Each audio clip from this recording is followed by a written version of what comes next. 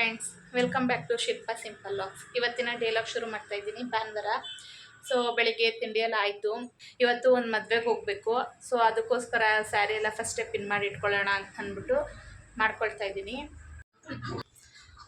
ನೋಡಿ, ಇದೇ ಸ್ಯಾರಿ ನಾನು ವೇರ್ ಮಾಡ್ತಾ ಇರೋದು. ಸೊ ಅದಕ್ಕೆ ಐರನ್ ಬಾಕ್ಸ್ ಎಲ್ಲ ಇಟ್ಕೊಂಡಿದ್ದೀನಿ ನಿಮಗೆ ತೋರಿಸೋಣ ಅಂತ ಅಂದ್ಬಿಟ್ಟು. ಆಲ್ರೆಡಿ ಒಂದು ಸತಿ ನಾನು ವೀಡಿಯೋ ಮಾಡಿ ಹಾಕಿದ್ದೀನಿ. ಇದು ಸಿಂಪಲಾಗಿ ಬೇಗ ತೋರಿಸ್ತಾ ಇದ್ದೀನಿ. ಫಸ್ಟು ನಾನಿಲ್ಲಿ ಸ್ಯಾರಿನ ಐರನ್ ಮಾಡ್ಕೊಳ್ತಾ ಇದ್ದೀನಿ, ಯಾಕಂದರೆ ಲಾಸ್ಟ್ ಟೈಮ್ ಹಿಡ್ದಿದ್ದು ಲೈನ್ಸ್ದೆಲ್ಲ ಹಂಗಂಗೆ ಇದೆ. ಸೊ ಅದಕ್ಕೋಸ್ಕರ ಫಸ್ಟು ಸ್ಯಾರಿನ ಐರನ್ ಮಾಡ್ಕೊಳ್ತಾ ಇದ್ದೀನಿ ನಾನು, ಇಲ್ಲಾಂದರೆ ಕನ್ಫ್ಯೂಸ್ ಆಗುತ್ತಲ್ಲ, ಅದಕ್ಕೋಸ್ಕರ. ಫಸ್ಟು ನಾವು ಮೇಲ್ಗಡೆ ಪಲ್ಲುದು ಮಾತ್ರ ಎಷ್ಟು ಬೇಕೋ ಅಷ್ಟನ್ನು ಹಿಡಿದು ನಾವು ಐರನ್ ಮಾಡ್ಕೊಳ್ಬೇಕು. ನಾನು ಎಷ್ಟಾಗಲ ಬೇಕು ಅಂತ ಅಂದ್ಬಿಟ್ಟು ನೋಡಿ ಸಮ ಮಾಡಿ ಇಟ್ಕೊಳ್ತೀನಿ ರೀ. ನಾನು ಮೇಲ್ಗಡೆ ಫೋಲ್ಡು ಇಷ್ಟು ಸಾಕು ನೋಡಿ, ಇಷ್ಟಾಗಲ ನೋಡಿ, ಇಷ್ಟಾಗಲ ಬೇಕು ನನಗೆ. ಸೊ ಅದಕ್ಕೆ ಮಾತ್ರ ಇದನ್ನು ಫಸ್ಟು ಐರನ್ ಮಾಡ್ಕೊಳ್ತೀನಿ. ಆದಷ್ಟು ನಾವು ಎಲ್ಲಿಗೆ ಫೋಲ್ಡ್ ಮಾಡಿರ್ತೀವೋ ಅಲ್ಲಿಗೆ ಸ್ವಲ್ಪ ಐರನ್ ಚೆನ್ನಾಗಿ ಕೊಡಬೇಕು, ಯಾಕಂದರೆ ನೆಕ್ಸ್ಟು ಕನ್ಫ್ಯೂಸ್ ಆಗಬಾರ್ದು. ಆ ಲೈನ್ಸು ಚೆನ್ನಾಗಿ ಕೂರುತ್ತೆ, ಅದಕ್ಕೋಸ್ಕರ ಫಸ್ಟು ಅದನ್ನು ಐರನ್ ಮಾಡ್ಕೊಳ್ಬೇಕು. ಈಗ ನಾನು ಇದು ಫೋಲ್ಡ್ ಮಾಡಿದ್ನಲ್ಲ, ಇದನ್ನು ಓಪನ್ ಮಾಡ್ತಾಯಿದ್ದೀನಿ. ಸೊ ನೋಡಿ, ಇದು ಲೈನು ಕ್ಲೀನಾಗಿ ಗೊತ್ತಾಗ್ತಾ ಇದೆ ನಿಮಗೆ. ಈಗ ನಾನು ನೆಕ್ಸ್ಟ್ ಇನ್ನೊಂದು ಕಡೆ ಹೆರ್ಜಿದೆಯಲ್ವಾ, ಅದನ್ನು ಮತ್ತು ಇಲ್ಲಿ ಲೈನ್ ಇದೆಯಲ್ಲ, ಸೊ ಇದಕ್ಕೆ ಕರೆಕ್ಟಾಗಿ ಸಮಕ್ಕೆ ಇಟ್ಕೊಳ್ತೀನಿ. ನೋಡಿ, ಇದು ಮಾರ್ಕ್ ಇದೆಯಲ್ಲ, ಇಲ್ಲಿಗೆ ಇನ್ನೊಂದು ಎರ್ಜದು ಕರೆಕ್ಟಾಗಿ ಸ್ಯಾರಿ ಹಾಕ್ಕೊಂಡು ಮರ್ಚ್ಕೊಂಡಿದ್ದೀನಿ. ಕ್ಲೀನಾಗಿ ಈ ಥರ ಮರ್ಚ್ಕೊಂಡಿದ್ದಾದಮೇಲೆ ನಾವು ಮತ್ತೆ ಐರನ್ ಮಾಡ್ಕೊಳ್ಬೇಕು. ನೋಡಿ, ಇದು ನಾವು ಸ್ಯಾರಿ ಹೆರ್ಜು. ಇಲ್ಲಿಂದ ನಾವು ಆದಷ್ಟು ನೋಡಿ ಈ ಥರ ಹಿಂಗೆ ಹೆರ್ಜಲ್ಲಿ ನಾವು ಐರನ್ ಮಾಡ್ಕೊಳ್ಬೇಕು. ಈಗ ಅದು ಐರನ್ ಆಗಿದೆ, ಮತ್ತು ಇನ್ನೊಂದು ಫೋಲ್ಡ್ ಮಾಡಬೇಕು. ಮತ್ತು ಇವಾಗ ಇನ್ನೊಂದು ಫೋಲ್ಡ್ ಮಾಡ್ತೀನಿ. ಈ ಎಡ್ಜ್ ಇದೆಯಲ್ಲ, ನಾವು ಇವಾಗ ಐರನ್ ಮಾಡ್ಕೊಂಡಿದ್ದು, ಸೊ ಅದನ್ನು ಈ ಥರ ಇದೇ ಎಡ್ಜ್ಗೆ ಹಾಕ್ಕೊಂಡು ನಾವು ಫೋಲ್ಡ್ ಮಾಡ್ಕೋಬೇಕು. ನೋಡಿ, ಇದಿಷ್ಟು ನಾವು ಫಸ್ಟು ಪಲ್ಲುದು ಮಾಡೋದು. ಸೊ ಇದಿಷ್ಟು ಬಿಟ್ಟು ಇಲ್ಲಿಗೆ ಮಾತ್ರ ಹಾಕ್ಕೊಳ್ತಾ ಇದ್ದೀನಿ ನಾನು. ನೋಡಿ, ಈಗ ಇನ್ನೊಂದು ಫೋಲ್ಡ್ ಮಾಡ್ಕೊಂಡಿದ್ದೀನಲ್ಲ, ಸೊ ಅದನ್ನು ಅಷ್ಟೇ ಸಮಕ್ಕೆ ಬರೋಂಗೆ ಮಾಡ್ಕೋಬೇಕು. ಈಗ ಐರನ್ ಮಾಡ್ಕೊಳ್ತಾ ಇದ್ದೀನಿ. ಆದಷ್ಟು ಇಲ್ಲಿ ಎಲ್ಲಿ ಮರ್ಚಿರ್ತೀವೋ ಆ ಎಡ್ಜಲ್ಲೇ ನಾವು ಐರನ್ ಮಾಡ್ಕೊಳ್ಬೇಕು, ಯಾಕಂದರೆ ಆ ಲೈನ್ಸ್ ಕ್ಲೀನಾಗಿ ಕೂರಲಿ ಅನ್ನೋದಕ್ಕೋಸ್ಕರ. ನೋಡಿ, ಆಯಿತು ಐರನ್ನು. ಈಗ ಮತ್ತೆ ಇನ್ನೊಂದು ಫೋಲ್ಡ್ ಮಾಡ್ತಾಯಿದ್ದೀನಿ. ನೋಡಿ, ಈಗ ಇನ್ನೊಂದು ಫೋಲ್ಡ್ ಮಾಡ್ಕೊಂಡಿದ್ದೀನಿ. ಸೊ ಇವಾಗ ಇದನ್ನು ಐರನ್ ಮಾಡ್ಕೊಳ್ತೀನಿ. ಐರನ್ ಆಯಿತು. ಈಗ ಇನ್ನೊಂದು ಫೋಲ್ಡ್ ಮಾಡ್ಕೊಳ್ತೀನಿ ನಾನು. ಸೊ ಇದನ್ನು ಐರನ್ ಮಾಡ್ಕೊಳ್ತೀನಿ. ನೋಡಿ, ಈಗ ಐರನ್ ಆಯಿತು. ಈಗ ಇದನ್ನು ತೆಗಿತಾ ಇದ್ದೀನಿ ನಾನು, ಓಪನ್ ಮಾಡ್ತಾ ಇದ್ದೀನಿ. ನೋಡಿ, ಹಂಗಂಗೆ ಲೈನ್ಸ್ ಕಾಣಿಸ್ತಾ ಇದೆ. ನೋಡಿ, ಫೋಲ್ಡ್ ಹೆಂಗೆ ಮಾಡಿ ಐರನ್ ಮಾಡಿರ್ತೀವೋ ಹಂಗೇನೆ ಈಸಿಯಾಗಿ ಮಾಡ್ಕೋಬೋದು. ಈಗ ಈ ಥರ ಐರನ್ ಆಗಿದೆಯಲ್ಲ, ಇವಾಗ ಒಂದು ಲೈನ್ ಕಾಣಿಸ್ತಾ ಇದೆಯಲ್ಲ, ಇದು ಒಂದು ಲೈನ್ ಬಿಟ್ಟು ಇನ್ನೊಂದು ಲೈನ್ಗೆ ನಾವು ಫೋಲ್ಡ್ ಮಾಡ್ಕೋಬೇಕು. ನೋಡಿ, ನಾನಿಲ್ಲಿ ಒಂದು ಲೈನ್ ಬಿಟ್ಟು ಇನ್ನೊಂದು ಲೈನ್ಗೆ ನಾನು ಫೋಲ್ಡ್ ಮಾಡ್ಕೊಳ್ತಾ ಇದ್ದೀನಿ. ನೋಡಿ, ಈಗ ಒಂದು ಲೈನ್ ಬಿಟ್ಟು ಒಂದು ಲೈನಿಗೆ ಮಾಡಿಕೊಂಡ್ರೆ ಕ್ಲೀನಾಗಿ ಸಮಕ್ಕೆ ಇರುತ್ತೆ ನೆರಿಗೆ. ಒಂದು ದೊಡ್ಡ ಒಂದು ಚಿಕ್ಕ ಆ ಥರ ಎಲ್ಲ ಏನೂ ಪ್ರಾಬ್ಲಮ್ಸ್ ಇರೋಲ್ಲ. ನಾವು ಫಸ್ಟು ಮೇಲ್ದು ನೆರಿಗೆ ಮಾತ್ರ ನಮಗೆ ಎಷ್ಟು ದೊಡ್ಡದಾಗಿ ಬೇಕೋ ಅಷ್ಟು ದೊಡ್ಡದಾಗಿ, ಇಲ್ಲ ಎಷ್ಟು ಚಿಕ್ಕದಾಗಿ ಬೇಕೋ ಅಷ್ಟು ಚಿಕ್ಕದಾಗಿ ಮಾಡಿಬಿಟ್ಟು ಆಮೇಲೆ ಚಿಕ್ಕ ಚಿಕ್ಕವು ನೆರಿಗೆಲ್ಲ ಮಾಡ್ಕೊಳ್ಬೇಕು.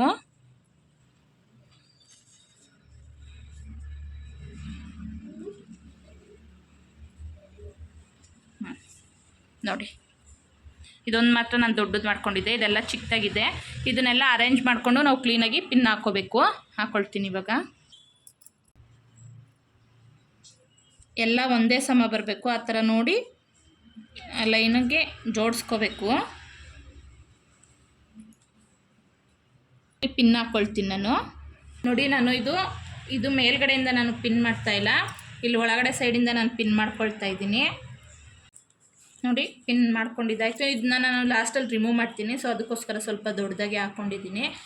ಈಗ ಇಲ್ಲಿಂದ ನಾವು ಎಷ್ಟು ಉದ್ದ ಬೇಕಾಗುತ್ತೋ ನಮಗೆ ಅಷ್ಟಕ್ಕೆ ನೋಡಿ ನಾವು ಪಿನ್ ಮಾಡ್ಕೋಬೇಕು. ಇಲ್ಲಿ ಎಷ್ಟು ನೆರಿಗೆ ಬಂದಿದೆ, 1 2 3 4 5 6 7 8 9 ನೆರಿಗೆ ಬಂದಿದೆ. ನೋಡಿ, ಇವೆಲ್ಲ ಒಂದೇ ಸಮ ಇರುತ್ತೆ. ಇದೊಂದು ಮಾತ್ರ ನಾವು ಎಷ್ಟು ದೊಡ್ಡದಾಗಬೇಕೋ ಬೇಕೋ ಅಷ್ಟು ಮಾಡ್ಕೊಂಡಿರ್ತೀವಲ್ಲ, ಸೊ ಅದೊಂದು ಮಾತ್ರ ಫಸ್ಟು ಇಲ್ಲಿ ಪಿನ್ ಹಾಕ್ಕೊಂಡಿದ್ದೆ. ಸೊ ಇಲ್ಲಿಂದ ನೆಕ್ಸ್ಟು ಇಲ್ಲೊಂದು ಪಿನ್ ಹಾಕ್ಕೊಂಡಿದ್ದೀನಿ ನಾನು. ಸೊ ಇವಾಗ ನಮಗೆ ಎಷ್ಟು ಉದ್ದ ಬೇಕೋ ನೋಡಿಬಿಟ್ಟು ಇವಾಗ ಇಲ್ಲಿಗೆ ನನಗೆ ಇಷ್ಟುದ್ದ ಸಾಕು. ಸೊ ಅದಕ್ಕೋಸ್ಕರ ಇಲ್ಲೇ ಒಂದು ಪಿನ್ ಹಾಕ್ಕೊಂಡಿದ್ದೀನಿ ನೋಡಿ. ಹೊಸ್ದಾಗಿ ಯಾರೆಲ್ಲ ನನ್ನ ಚಾನಲ್ಗೆ ಸಬ್ಸ್ಕ್ರೈಬ್ ಆಗಿದ್ದೀರೋ ಅವರಿಗೆಲ್ಲ ಹೆಲ್ಪ್ ಆಗಲಿ ಅಂತಂದ್ಬಿಟ್ಟು ನಾನು ಈ ಸ್ಯಾರಿ ಡ್ರಾಪಿಂಗ್ ವಿಡಿಯೋ ಹಾಕಿದ್ದೀನಿ, ನಿಮಗೂ ಹೆಲ್ಪ್ ಆಗಲಿ ಅಂತ ಅಂದ್ಬಿಟ್ಟು. ನೋಡಿ ಫ್ರೆಂಡ್ಸ್, ಇದು ದಿಂಡು ಕಟ್ಟಿರೋದು ನಾನೇ. ಹೇಗಿದೆ ನಿಮಗೂ ತೋರಿಸ್ತೀನಿ ಯಾವ ಥರ ದಿಂಡು ಕಟ್ಟೋದು ಅಂತಂದ್ಬಿಟ್ಟು. ನೋಡಿ, ನಾನಿಲ್ಲಿ ದಾರ ತೊಗೊಂಡಿದ್ದೀನಿ. ಒಂದೆಳೆ ದಾರನ ನಾನಿಲ್ಲಿ 5 ಎಳೆ ಮಾಡ್ಕೊಂಡಿದ್ದೀನಿ ನೋಡಿ. ಇದು ಒಂದೆಳೆ, ಇಲ್ಲೆರಡು ಎಳೆ ಐತೆ, ಇಲ್ಲೆರಡು ಎಳೆ ಐತೆ. 5 ಎಳೆ ದಾರ ಮಾಡ್ಕೊಂಡಿದ್ದೀನಿ.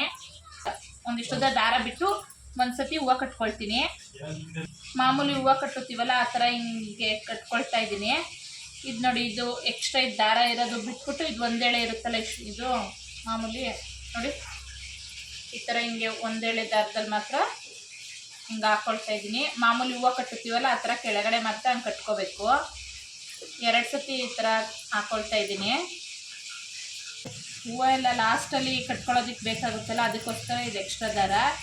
ಈಗ ನೋಡಿ, ಫಸ್ಟು ಇವಾಗ ಈ ಕಡೆ 5 ಎಳೆ ದಾರ ಮಾಡ್ಕೊಂಡಿದ್ದೀವಲ್ಲ, ಇದನ್ನು ಈ ಕಡೆ ಬಿಟ್ಕೋಬೇಕು. ಇದನ್ನು ಕೊನೆ ಬೆಳಗ್ಗೆ ಟೈಟಾಗಿ ಹಿಂಗೆ ಸುತ್ಕೋಬೇಕು, ಒಂದು 2-3 ಸುತ್ತು ಸುತ್ಕೋಬೇಕು. ಆಮೇಲೆ ಇದನ್ನು 2 ಬೆಳ್ಳಲ್ಲಿ ಈ ಥರ ಹಿಂಗೆ ಹೂವು ಇಲ್ಲಿ ಕಟ್ಟಿರ್ತೀವಲ್ಲ ಸೇಮ್ ಹಿಂಗೆ ಇಟ್ಕೋಬೇಕು. ಈಗ ಯಾವ ಥರ ಕಟ್ಟೋದು ಅಂತ ನಾನು ತೋರಿಸ್ತೀನಿ. ಇಲ್ಲಿ 2 ಹೂವು ಎತ್ಕೊಂಡಿದ್ದೀನಿ ನಾನು, ಕನಕಾಂಬರ ಹೂವು. ಇದನ್ನು ಮಾಮೂಲಿ ಹೂವು ಕಟ್ಟೋಕ್ಕೆ ಕೈಯಲ್ಲಿ ಇಟ್ಕೊಳ್ತೀವಲ್ಲ, ಸೊ ಅದೇ ಥರನೇ ಇಟ್ಕೋಬೇಕು ನೋಡಿ. ಹಿಂಗೆ ಇಟ್ಕೊಂಡಿದ್ದೀನಿ. ಈಗ ಈ ಹೂವದ ಮೇಲ್ಗಡೆಯಿಂದ ಒಂದು ಸುತ್ತು ಹಾಕಿ ಮತ್ತು ನಮ್ಮ ಬೆರಳಿಂದ ಹಿಂಗೆ ಕೆಳಗಡೆಯಿಂದ ಒಂದು ಸುತ್ತು ತೊಗೊಂಡು ನೋಡಿ, ಮೇಲಿಂದ ಒಂದು ಸುತ್ತು ತೊಗೊಂಡು ಕೆಳಗಡೆಯಿಂದ ತೊಗೋಬೇಕು. ಇನ್ನೊಂದು ಕಟ್ಟಿ ತೋರಿಸ್ತೀನಿ. ಇವಾಗ ಹೂವು ಕಟ್ಟೋ ಥರನೇ ಸೇಮು ಬೆರಳ ಮೇಲೆ ಹಿಂಗೆ ಇಟ್ಕೋಬೇಕು. ಈ ಹೂವನ್ನ ಹೆಬ್ಬೆಟ್ಟಲ್ಲಿ ಈ ತೊಟಾನ ಸೇರಿಸಿ ಹಿಂಗೆ ಇಟ್ಕೋಬೇಕು ಹೆಬ್ಬೆಟ್ಟಲ್ಲಿ. ಈಗ ಹೂವದ್ದು ಮೇಲ್ಗಡೆಯಿಂದ ನಾವು ದಾರ ತಗೊಂಡೋಗಿ ಮತ್ತು ಕೆಳಗಡೆಯಿಂದ ನಮ್ಮ ಬೆರಳು ಕೆಳಗಡೆಯಿಂದ ಮತ್ತು ಹೂವದ್ದು ತೊಟ್ಟನೂ ಅಷ್ಟೇ ನೋಡಿ, ಇಲ್ಲಿ ಕೆಳಗಡೆಯಿಂದ ತೊಗೋತಾ ಇದ್ದೀನಿ ನಾನು ನೋಡಿ. ಎಷ್ಟು ಈಸಿ. ಪ್ರತಿ ಹೂವನ್ನು ಇದೇ ಥರನೇ ಸುತ್ತಿಕ್ಕೋಬೇಕು. ಮತ್ತು ಇಲ್ಲಿ ಬೆರಳಲ್ಲಿ ಇಲ್ಲಿ ಲೂಸ್ ಬಿಡಬಾರ್ದು, ದಾರ ಹಿಂಗೆ ತೊಗೊಂಡು ಹಿಂಗೆ ಟೈಟಾಗಿ ಇಟ್ಕೋಬೇಕು. ಎಷ್ಟು ಈಸಿ ಇದೆ ಈ ಥರ ಹಿಂಗೆ ಇಟ್ಕೊಳ್ಳೋದು.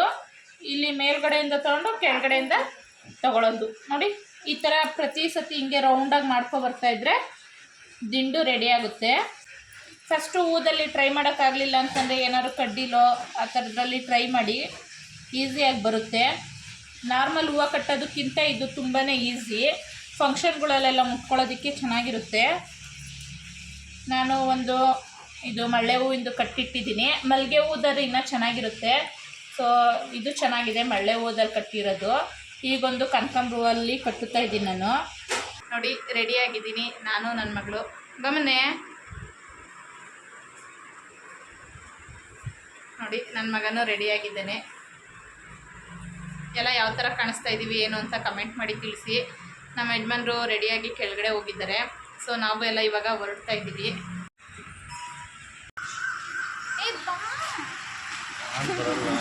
ನಮ್ಮನೆಯವರಂತೂ ಮೊಬೈಲ್ ಆನ್ ಮಾಡಿದ್ರೆ ಸಾಕು, ವೀಡಿಯೋಗೆ ಬರಲ್ಲ. ಆ ಕಡೆ ಸೈಡಲ್ಲಿ ಹೋಗಿ ನಿಂತ್ಕೋತಾ ಇದ್ರು, ಹಂಗೆ ವೀಡಿಯೋ ಮಾಡಿದ್ದೀನಿ. ಸೊ ಕ್ಯಾಬ್ ಬುಕ್ ಮಾಡಿದ್ರು, ಕ್ಯಾಬ್ ಬಂತು, ನಾವೆಲ್ಲ ಹೋಗ್ತಾ ಇದ್ದೀವಿ. ಕ್ಯಾಬ್ ಬರೋಕ್ಕೆ ಸ್ವಲ್ಪ ಲೇಟೇ ಆಯಿತು. ಸೊ ನಾವೆಲ್ಲ ಇವಾಗ ಹೊರಡ್ತಾ ಇದ್ದೀವಿ. ಬೇಗ ಹೋಗೋಣ ಅಂತ ಅಂದ್ಕೊಂಡ್ವಿ, ಬಟ್ ಲೇಟ್ ಆಗೇ ಹೋಯಿತು. ಮಳೆ ಬೇರೆ ಬರೋ ಥರ ಆಗಿದೆ. ಮಳೆ ಅಂತೂ ಸ್ಟಾರ್ಟ್ ಆಯಿತು. ಸಣ್ಣಗೆ ಹನಿ ಆಗ್ತಾ ಎಷ್ಟು ಜೋರಾಗಿ ಮಳೆ ಹುಯ್ತೈತೆ ಅಂತಂದರೆ ರೋಡಲ್ಲಿ ನೀರು ಹೋಗೋಕ್ಕೂ ಜಾಗ ಆಗ್ತಾಯಿಲ್ಲ, ಅಷ್ಟು ಜೋರಾಗಿ ಮಳೆ ಹುಯ್ತೈತೆ. ಹಂಗೂ ಇಷ್ಟು ಜೋರು ಮಳೆಯಲ್ಲೇ ಹೋದ್ವಿ ನಾವು. ಚೌಟ್ರಿ ಹತ್ರ ಹೋಗೋಷ್ಟಲ್ಲಾಗಲೇ 7:10 ಆಗಿತ್ತು ಟೈಮು.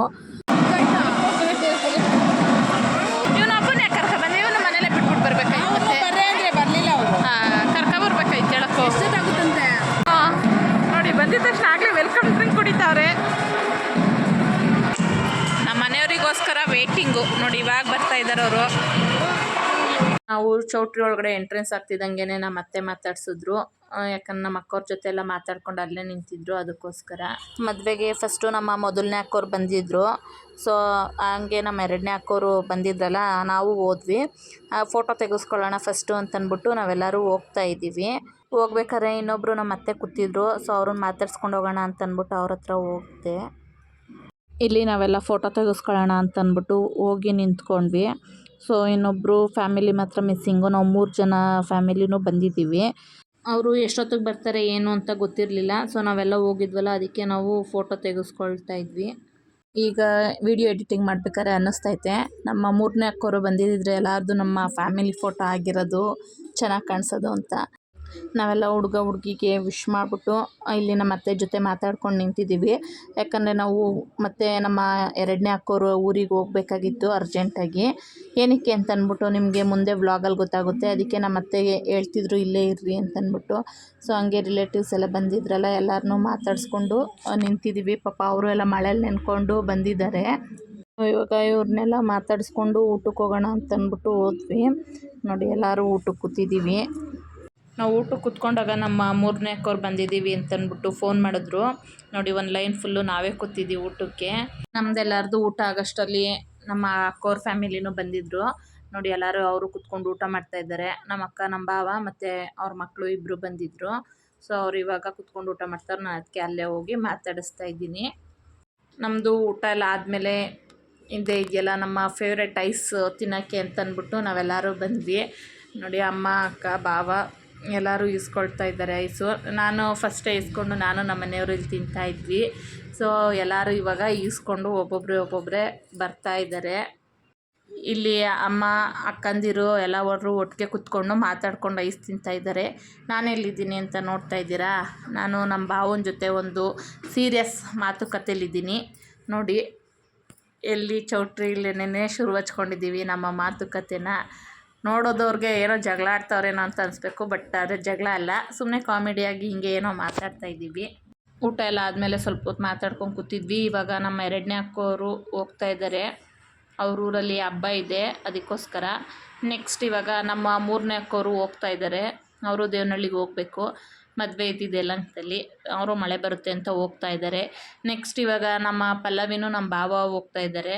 ಯಾಕಂದರೆ ನೆಕ್ಸ್ಟ್ ಡೇ ನಮ್ಮ ಪಲ್ಲವಿಗೆ ಕಾಲೇಜ್ ಇತ್ತು. ಅವಳು ಕಾಲೇಜಿಗೆ ರಜಾ ಹಾಕಲ್ಲ, ಹೋಗಲೇಬೇಕು ಅಂತಂದ್ಲು. ನಮ್ಮ ಮಾಲಕ್ಕ ಮತ್ತು ಮಿತು ಇಲ್ಲೇ ಇರ್ತಾರೆ.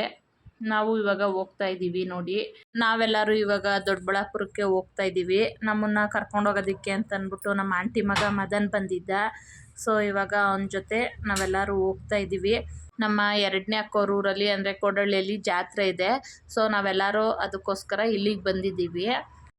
ಬಾಯ್. ನಮ್ಮ ಮದನು ನಮ್ಮನ್ನು ಡ್ರಾಪ್ ಮಾಡಿಬಿಟ್ಟು ಅವನು ಮನೆ ಹತ್ರ ಹೋಗ್ಬಿಟ್ಟು ಬರ್ತೀನಿ ಅಂತಂದ್ಬಿಟ್ಟು ಹೋಗ್ತಾ ಇದ್ದಾನೆ ಅವನು.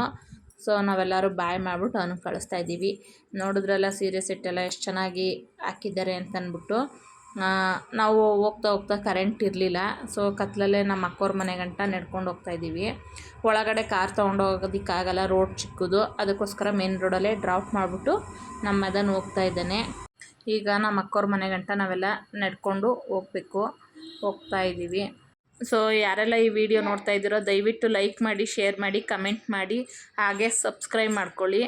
ಇನ್ನು ಮುಂದೆ ಬರೋವಂಥ ವ್ಲಾಗ್ಗಳೆಲ್ಲ ಚೆನ್ನಾಗಿರುತ್ತೆ. ದೇವ್ರ ಕುಣಿತ ಇರುತ್ತೆ, ಡೊಳ್ಳು ಕುಣಿತ ಇರುತ್ತೆ, ವೀರಗಾಸೆ ಇರುತ್ತೆ, ಇದೆಲ್ಲ ಇರುತ್ತೆ. ನೋಡಿ ನಮ್ಮ ಅಕ್ಕೋರ ಮನೆ ಹತ್ರ ಬಂದ್ವಿ. ಇನ್ನು ಮುಂದೆ ಬರುವಂಥ ವ್ಲಾಗ್ ಎಲ್ಲ ನಿಮಗೆ ಇಷ್ಟ ಆಗುತ್ತೆ ಅಂತ ಅಂದ್ಕೊಂಡಿದ್ದೀನಿ. ಸೊ ನಮ್ಮಂಥ ಚಿಕ್ಕ ಯೂಟ್ಯೂಬರ್ಸ್ಗೂ ಎಲ್ಪ್ ಮಾಡಿ ಅಂತ ಕೇಳ್ಕೊಳ್ತಾ ಈ ವ್ಲಾಗ್ನ ಇಲ್ಲಿಗೆ ಎಂಡ್ ಮಾಡ್ತಾಯಿದ್ದೀನಿ.